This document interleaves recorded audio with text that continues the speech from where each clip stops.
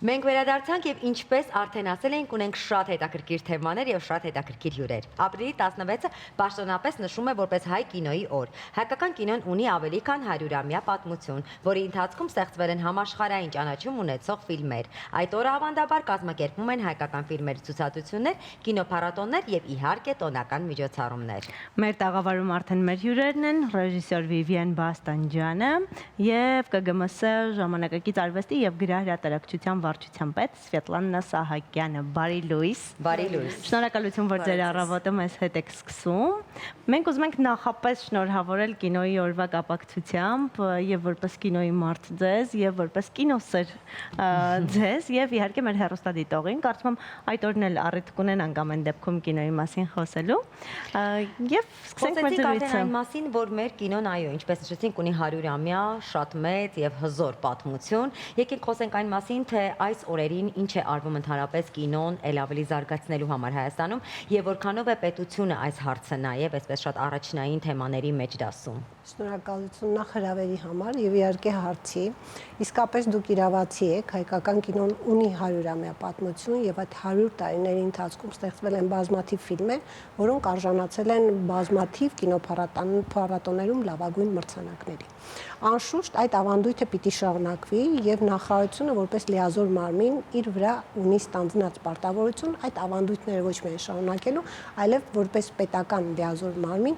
նպաստելու դրա զարգացմանը։ Եվ ես կուզենայի այդ առումով հետեւյալ տարանջատումը անել, որպեսզի բոլորիս համար հասկանալի լինի։ Պետական քաղաքականությունը կինո ոլորտում եւ Հայաստանում կինոյի զարգացման ոլորտում կարելի է բաժանել մի քանի բաղադրիչի։ Դրանցից մեկը օրենսդրական դաշտի բարեփոխումն է եւ մեր կինոգործիչները այդ մասին ոչ միայն գիտեն, այլև ակտիվորեն մասնակցում են այդ կինոյի ոլորտի օրենսդրական դաշտի բարեփոխմանը։ Կուզենայի տեղեկացնել, որ այս պայդրությամբ մենք արդեն իսկ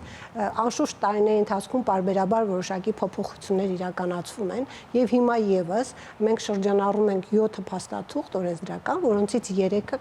հատուկ կառանձնացնեի, դրանցից մեկը վերաբերում է կինեմատոգրաֆիայի մասին օրենքում նոր լրացումներ եւ փոփոխություններ կատարելուն, որը պիտի նպաստի մեզ մոտ կինոարտադրության ավելի լավ զարգացմանը եւ նպաստավոր պայմաններ ստեղծի կինոարտադրողների, ինչու ոչ միայն կինոն արտադրելու, այլև տարածելու Հայաստանում եւ Հայաստանի սահմաններից դուրս։ Երկրորդ ձևաչափը, որը նույնպես մեզ համար այնչափ կարեւոր է, դա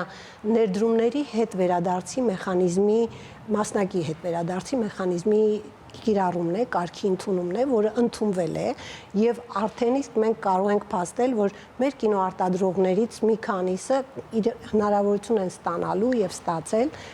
ստանալ համապատասխան գումարներ հետ։ Ինչ է նշանակում ներդրումների հետ վերադարձի մասին կարգը։ Որը կամ որոշ կառավարության որոշումը, դա նշանակում է, որ կինոարտադրողը, ընդ որում դա վերաբերում է ոչ միայն արտերկրից Հայաստանում կինոարտադրություն ծավալողին, այլև հենց տեղական կինոարտադրողին, իրավունք ունի կինո նկարանելու արդյունքում դիմելու համապատասխան չափորոշիչների հիման վրա իր ծախսած գումարի որոշակի մասը կամ կինոյի նկարանման համար ներդրված գումարի որոշակի մասը հետ ստանալու։ Սա բավականին լավ մեխանիզմ է ըստ պետության այն ամառումով, որ մենք փաստացի նույն այս ձևաչափով եւս խթանում ենք կինոյի արտադրությունը եւ հնարավորություն ենք տալիս այդ գումարները կրկին ներդնել մեկ այլ կինոյի կամ ընդհանրապես կինոյի արտադրության ու զարգացման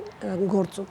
Մեկ այլ ձևաչափ, որի շարունակությունը կարծում եմ մեր հյուրը հենց դրա լավագույն ապացույցն է եւ կպատմի այդ մասին, հետեւյալ ֆորմատն է, որով պետությունը նույնպես աջակցում է եւ նպաստում կինոյի արտադրությանը եւ հայկական կինոյի տարածմանը, որովհետեւ ի վերջո կրթության, գիտության, մշակույթի եւ սպորտի նախարարությունը որպես լիազոր մարմին իր արժեվ որպես գերակա խնդիր եւ գլխավոր նպատակ ունի հայկական կինոն նաեւ հանրահռչակելու խնդիր։ Եվ այս տեսանկյունից մենք ունենք մի կարգ, որը որ թույլ է տալիս կինոարտադրողներին եւ ընդհանրապես մշակույթի ոլորտի գործիչներին, բայց կինոարտադրողները դա ավելի լայն ձևով են կիրառում, որովհետեւ կինոն ավելի արագ է տարածում եւ ավելի հեշտ է նվաճում, հա, աշխարհը եւ տարբեր հարթակներ, դրամական խրախուսման ձևաչափն է, որի ֆորմատով այն մշակույթի գործիչները կամ կինոարտադրողները, ովքեր որ նկարանել են իրենց ֆիլմերը եւ կարողացել են ոչ միայն ցուցադրել միջազգային կինոփառատոններում կամ այլ միջազգային հարթակներում, այլև հասնել նվաճումների, ձեռք բերել կամ ստանալ դիպլոմներ, ունենալ այլ հաղթանակներ, հետագայում կարողանում են այդ հաղթանակների հիման վրա, որովհետև դրամական խրախուսման կարգը սահմանել է որոշակի ձևաչափ, թե որ փառատոների մասնակցությունը կարող է պետության կողմից դառնալ պարգևատրման կամ գնահատման ձևաչափով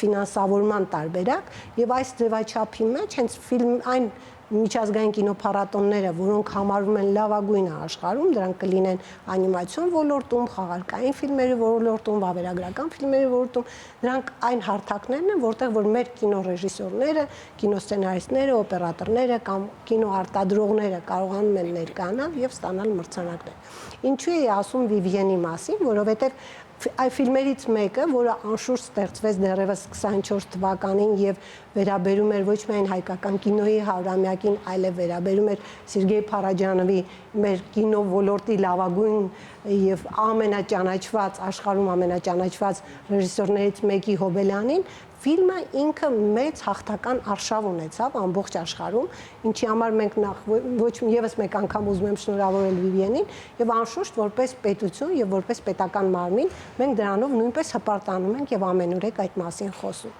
Եվ եւս մի կարևոր բան, որը որ դիտարկում, որը կարծում եմ էլի կհետաքրքրի եւ մեր հեռուստադիտողներին եւ ձեզ համար էլ կլինի կարևոր իրադարձություն եւ ուզում եմ այդ թեմայով էլ ձեզ հետ կիսվել, դա հետեւյալն է, որ տեսեք, մենք շատ ենք խոսում, թե ինչպես անենք, որպեսզի զարգացնենք մեզ մոտ կինոարտադրությունը։ Այս ուղղությամբ եւս պետությունը եւ անշուշտ նախարարությունը ունի իր հեռահար ծրագրերը եւ մեզ համար եւ կարծում եմ բոլոր կինոոլորտի բոլոր ներկայացուցիչների համար մեծ ուրախություն եւ հաղթանակ էր այն, որ Հայֆիլմ կինոստուդիայի բաժնեմասերը ի վերջո վերադարձվեցին պետությանը, իդեմս կրթության, գիտության, մշակույթի եւ սպորտի նախարարության, եւ մենք արդեն այս ուղղությամբ մտածում ենք, թե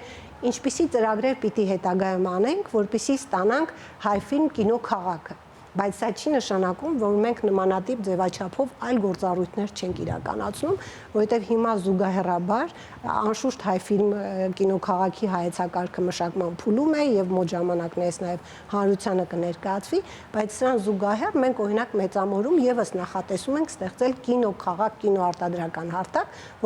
որը կարող է օգտագործվել եւ մեր կինոարդյունաբերողների կողմից եւ արտերկրից ժամանած կինոարտադրողների կողմից, որպեսզի այդ հարթակում եւս կինո նկարահանվի։ Ինչի եմ շեշտում պարբերաբար նաև արտերկրի կինոարտադրողներին, որովհետև փորձը ցույց է տալիս, կարծում եմ լսած կլինեք, որ տարբեր երկրներից գալիս են կինոարտադրողներ եւ դիտարկելով հայկական լանդշաֆտը, Հայաստանի լանդշաֆտը, ասում են, որ ինքը շատ մոտ է որոշ մասերով եվրոպական լանդշաֆտներին եւ շատ հարմար է կինոն նկարելու եւ այստեղ տեղում կինոարտադրությունը նույնպես խթանելու եւ զարգացնելու։ Այդ առումով կարծում եմ, որ նախարարությունը անշուշտ իր անելիքները հաջորդաբար իրականացնում է, բայց մենք շատ ուրախ ենք, որ այս ձևաչափով ունենք հետեւյալ ձեռքբերումները։ Շնորհակալություն։ Հայկական կինոն դեպի միջազգային շուկա դուրս բերելու լավագույն օրինակներից մեկը Վիվիենի ֆիլմն է, որը Փարաջանովի 100-ամյակին նվիրված է եւ պետական աջակցությամբ է նկարվել։ Փարաջանովի մասին հազարավոր ֆիլմեր կան, բայց ո՞րն է գաղտնիքը, որ փառատոններին այդքան շատ մրցանակներ ստացավ 2025-ի ընթացքում։ Ես ես ասեմ, նախ ես ուզում եմ շնորհակալություն ասել, որովհետև մենք 1 տարի մասնակցեցինք միջազգային փառատոնների եւ ունենք 23 մրցանակ։ Միջազգային դա շատ կարևոր ցուցանիշ է ինձ համար եւ կարծում եմ այն մարդկանց, ովքեր որ ինձ հավատացին, առաջինը դա մշակույթի նախարարությունն էր, Ես ուզում եմ իմ խորին շնորհակալությունը հայտնել բոլորին, իդեմս Դանիել Դանիելյանի, նախարարի, բոլորի, ովքեր որ ինձ հավատացին եւ որովհետեւ ես կինոռեժիսոր չեմ մասնագիտությամբ, չնայած որ շատ նկարահանվել եմ ֆիլմերում, շատ լավ գիտեմ կինո, բայց չունեմ, ասենք, այդ դիպլոմը։ Ես թատրոնի ռեժիսոր եմ եւ թատրոնի դերասանուհի, հա, այսպես եւ կինոյի բնականաբար։ Եվ աղա Սարգսյան ընտանիքին Սարգիս, Վարդուհի եւ Հարություն աղա Սարգսյաններին եւ իրենց ընկերներին, ովքեր իսկապես հավատացին եւ բոլորով միասին մենք ոնց որ ստեղծեցինք այս ֆիլմը։ Սա կարճամետրաժ ֆիլմ է Սերգեյ Փարաջանովի 100-ամյակին նվիրված, այո, եւ այստեղ շատ կարեւոր մի դետալ կա, որ մենք այդտեղ խոսել ենք Փարաջանովի կոլաժների հետ համադրած իր կյանքի, իր գաղտնիքների եւ ստեղծագործական ընթացքի մասին։ Այսինքն ֆիլմը ամբողջությամբ սկսվում է նրանից, որ մեկը մենք իրեն պայմանական Վահագն Տեր-Հակոբյանի հուշումով կոչել ենք Ա, այսինքն հրեշտակ անգել, այս կերպարը մտնում է թանգարան, հանդիպում է այդտեղ մի ուրիշ փոքրիկ հրեշտակի եւ իրենք երկուսով սկսում են փնտրել մի բան, որը որ ասեմ ձեզ, սա շատ ինտուիտիվ քայլ էր իմ կողմից եւ ես նույնիսկ թանգարանի աշխատակիցները եւ իրենց էլ շատ մեծ շնորհակալություն ապշել էին այդ փաստի վրա, որ մի անգամ ես պատահաբար թանգարանում Վահագն Տեր-Հակոբյանի հետ տեսել ենք մի կոլաժ, որտեղ որ Փարաջանովն է խորհրդավոր ընթրիքի սեղանի շուրջ կինոգործիչների եւ տարբեր հեղինակավոր մարդկանց հետ, որոնց մի մասը նույնիսկ պարզ չէ թե ովքեր են, մինչեւ հիմա ինչ որ այդ հարցը այսպես քննարկվում է, եւ ես ուզում եի, որ ամբողջը, այսինքն այն կոնցեպտը, որ դրած է ֆիլմի ներսում, Փարաջանովի ներքին խոհերը, մտքերը, իր ստեղծած կոլաժները, Մոնալիզաների շարքը, որոնց մասին որ մեծ սիրով հիմա կխոսեմ, այսպես գալիս են այն կետին, որ չկա այդ կոլաժը, եւ հետո պարզվեց, որ այդ կոլաժը իսկապես 2 անգամ է ցուցադրվել, մի անգամ Փարիզում եւ 1 անգամ Երևանում, եւ վերջ։ Եվ մենք էլ ինքներս ոնց որ շատ հետաքրքիր լիներ ընթացքը, որ գնացինք ու գտանք այս կոլաժը։ Եվ ամբողջ ֆիլմը հավաքվեց այդ կոլաժի շուրջ, որպես վերջնական կետ, եւ ընդհանրապես իր մնացած կոլաժների, այդ թվում նաեւ Մոնալիզաների, որոնց հետ կապված ես ունեմ ոնց որ վերլուծությունը, ինձ համար շատ հետաքրքիր էր, ինչու են այս կոլաժները այդ քանակի, եւ ինչու այս կոլաժները փետուրներով են ծածկված։ Այսինքն բացի այն փաստը, որ բոլոր կոլաժներում կա Մոնալիզայի պորտրետը, կան նաեւ այդ փետուրները եւ շատ հետաքրքիր ուսումնասիրության արդյունքում մենք բարձեցինք մի շատ հետաքրքիր փաստ Ֆրոյդի մոտ եւ ֆիլմում դա կա այդ հատվածը, որ Ֆրոյդը ասում էր, որ այն փոքրիկ օրագիրը, որ ունի Դա Վինչին իր մասին, այդ օրագրում կա մի պատմություն, որ ինքը պատմում է, որ ինքը պարկած է եղել օրորոցի մեջ եւ ոչ ոք չի եղել իր կողքին, քնած է եղել բարուրում եւ թռել եկել է ուրուրը եւ հարվածել է իր բերանին պոչով եւ դա շատ մեծ տպավորություն է թողել իր վրա եւ Ֆրոյդը շատ հետաքրքիր ձևով դա մեկնաբանում է այս փոքրիկ օրագրում նշված պատմությունը եւ ես հանկարծ հայտնաբերեցի, որ ուրեմն այս բոլոր փետուրները ուրուրի փետուրներ են եւ ինքը ուրուրը արկա է այս կոլաժներում եւ այդ հասկացանք, թե ինչ հետաքրքիր հոգեբանական վերլուծություն կա այս ամբողջ ստեղծագործության մեջ եւ գիտեք մի նշում անեմ շատ հետաքրքիր երբեմն կան ինչ որ մարդիկ ովքեր որ խոսում են Սերգեյ Փարաջանովի մասին եւ ասում են ինքը դպրոցում լավ չի սովորել, նա դասերի չի հաճախել, չգիտեմ ինչ Ես միշտ ապշում եմ, որ հանճարին կարելի է այդ պարզագույն մակարդակի վրա տեղավորել, որովհետև մարդը, որ արդեն ծնվել է որպես հանճար, իրեն ոչ թե դպրոցում սովորել պետք չի, բայց ինքը այն ինֆորմացիայի կրողն է ներսից, որ կգտնի այն ինչ որ իրեն պետք է։ Եվ այստեղ եւս մեկ հետաքրքիր բացահայտում էր, որ ինձ համարել էր ապշելու, որ Գոր Ապոլոն անունով մեկը, հա, փիլիսոփա, պատմագիր, ասում է, որ ուրուրները միակ թռչուններն են աշխարհում, որոնք որ չեն բեղմնավորվում արուներից։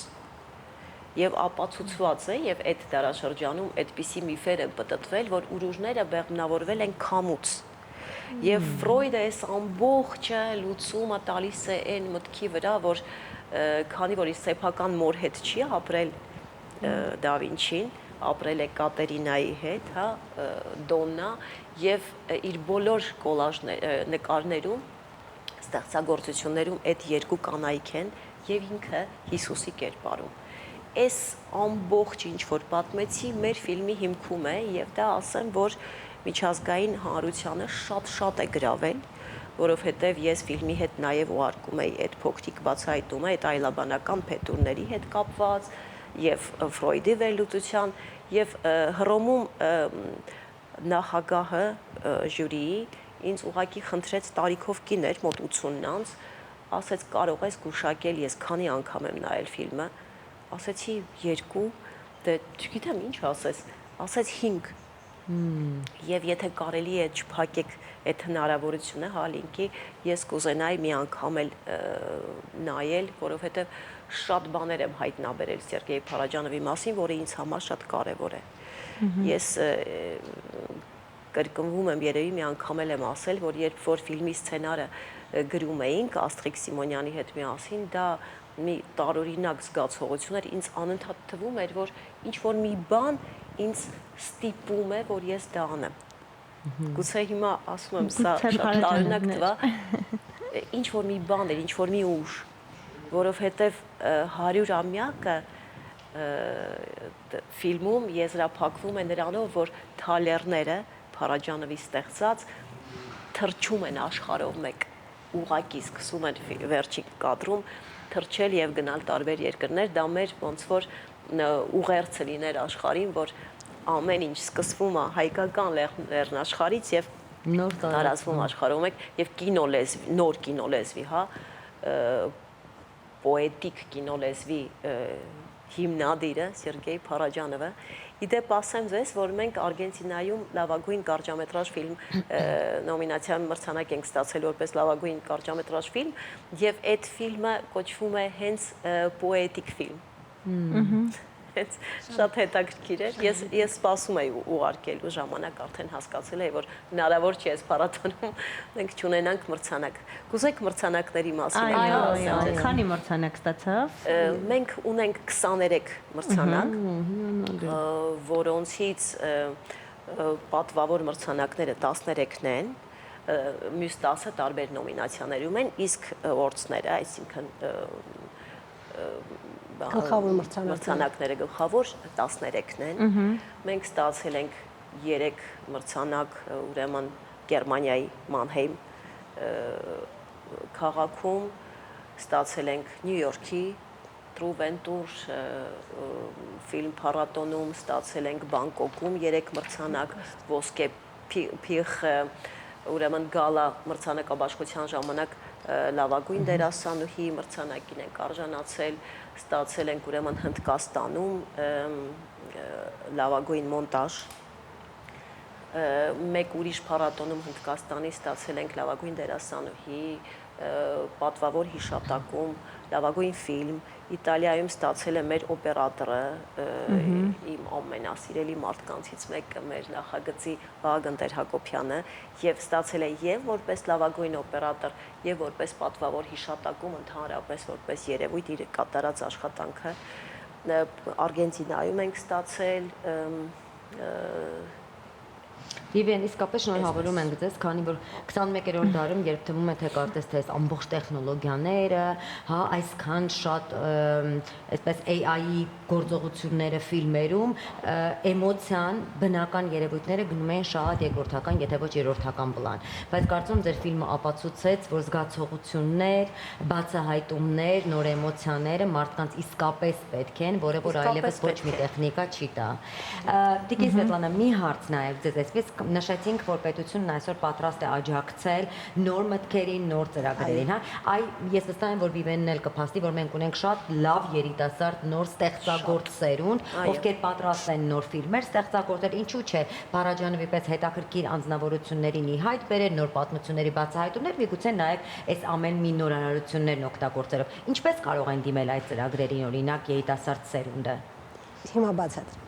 Նախ ուզում եմ ասել, իրապես Վիվիենի պատմածից հետո եւս մեկ անգամ վերապրեցինք նաեւ ֆիլմի սյուժեն եւ կարծում եմ, որ Փարաջանովի մասին ֆիլմ նկարելուց պիտի կարողանաս այնպիսի ֆիլմ նկարես, որը համարժեք լինի հանճարին, նկատմեմ Փարաջանովին։ Եվ մենք շատ ուրախ ենք, որ Փարաջանովի Հոբելյանի շրջանակներում այդպիսի մի քանի ֆիլմ ստեղծվեցին, նկարահանվեցին, որոնք որ մեծ հաղթարշավով քայլեցին ամբողջ աշխարհով մեկ։ Ինչ վերաբերում է ձեր հարցին, տեսեք, մենք ունենք երկու ձևաչափ, որով որ կարողանում ենք աջակցել երիտասարդ արվեստագետներին, լինի դա կինո ոլորտի արվեստագետը, թե ընդհանրապես արվեստինը։ Կինոյի պարագայում անշուշտ գործում են տարեկան 2 անգամ կինոյի նկարահանման հետ կապված դրամաշնորհային ծրագիր, որը որ իրականացում է Հայաստանի կինոյի հիմնադրամի միջոցով։ Հրապարակվում են հայտարարություններ, որի հիման վրա յուրաքանչյուրը լինի դա կայացած թե երիտասարդ կինոյի ոլորտում գործող մարդ կարող է դիմել վավերագրական կամ ընդ որում կարճամետրաժ եւ լիամետրաժ, խաղարկային էլի կարճամետրաժ եւ լիամետրաժ եւ անիմացիոն ֆիլմերի նկարահանման հայտերով։ Ներկայացնում են իրենց սինոպսիսները, ներկայացնում են դրա հետ կապված նաև նախարարշավային ամբողջ ընթացքը, փաստաթղթերի ամբողջական փաթեթով եւ անաչառ հանձնաժողովը, որը որ կազմված է ոչ միայն Հայաստանում գործող կինոգործիչներից, այլև կինոհիմնադրամը փորձում է ներառել դրսում ճանաչում ունեցող արվեստագետների կինոլորտում, ընտրում է այն ֆիլմերը, որոնք որ կարող են նկարահանվել։ Անշուշտ պետության ֆինանսավորումը այստեղ լինում է մասնակի, որովհետև մենք փորձում ենք շատ ավելի մեծ քանակով ֆիլմերի կամ կինոարտադրողների աջակցել։ Մեկ այլ տարբերակ, որը որ մի փոքր այլ ձևաչափով է աշխատում, նույնպես դրամաշնորհային կամ մրցութային դրամաշնորհի ձևաչափ է, բայց ինքը ավելի փոքր ֆորմատի ֆիլմերի եւ առաջին հերթին հենց երիտասարդների կամ նոր կայացած կինոարտադրողների, կինոգործիչների համար է։ Այստեղ ձևաչափը էլի ուղղված է կինոարտադրությանը եւ համապատասխան ֆիլմերի նկարահանմանը, բայց այս դեպքում, այս ձևաչափով դրամաշնորհի պարագայում հստակ երևում է, թե մենք ինչ ենք ակնկալում եւ իրենք այդ հայտի ձևաչափով են մեզ դիմում։ Իսկ երբ որ մենք խոսում ենք ստեղծագործական ազատության մասին կինոյում, այդ պարագայում բոլոր կինոարտադրողները կամ նոր կինոյում առաջին քայլերը անող մեր երիտասարդ կինոգործիչները պիտի դիմեն Հայաստանի կինոյի հիմնադրամ վերջինիս կողմից իրականացվող մրցույթներին։ Ընդ որում մի բան էլ ձեզ համար ասեմ, որ պետության համար կարևոր է եւ այսպիսի մեսեջ նաեւ գնում է, որ այդ հայտերի ինչ-որ մի մասը պարտադիր պիտի լինի դեբյուտային ֆիլմեր, ընդ որում այստեղ էլ կա